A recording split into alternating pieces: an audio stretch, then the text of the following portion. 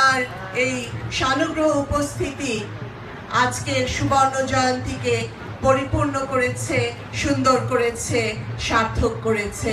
ধন্যবাদ মাননীয় প্রধানমন্ত্রী। মাননীয় স্পিকার, এ পর্যায়ে আমি আজকে চট্টগ্রাম বিশ্ববিদ্যালয়ের সুবর্ণ জয়ন্তী অনুষ্ঠানের শুভেচ্ছা বক্তব্য এবং শুভ উদ্বোধন ঘোষণা করার জন্য মাননীয় প্রধানমন্ত্রীকে বিনীত অনুরোধ করছি। বিসমিল্লাহির রহমানির রহিম।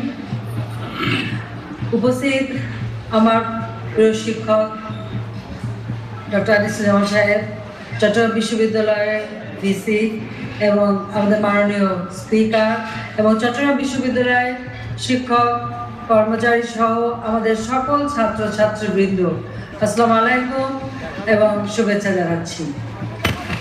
চট্টগ্রাম বিশ্ববিদ্যালয় একটা সুন্দর পরিবেশে এই বিশ্ববিদ্যালয়, চমৎকার প্রাকৃতিক সৌন্দর্যের ভরপুর এই বিশ্ববিদ্যালয়।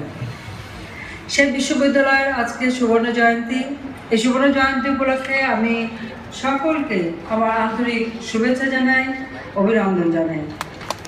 আমি আমার বক্তব্যের শুরুতে শ্রদ্ধার সাথে স্মরণ করছি আমাদের মহান নেতা জাতির পিতা বঙ্গবন্ধু শেখ মুজিবুর রহমানকে, যার নেতৃত্বে আমরা এই স্বাধীনতা অর্জন করেছি, বাংলাদেশ নামে একটি রাষ্ট্র পেয়েছি, বাঙালি জাতি হিসেবে বিশ্বে মর্যাদা পেয়েছি।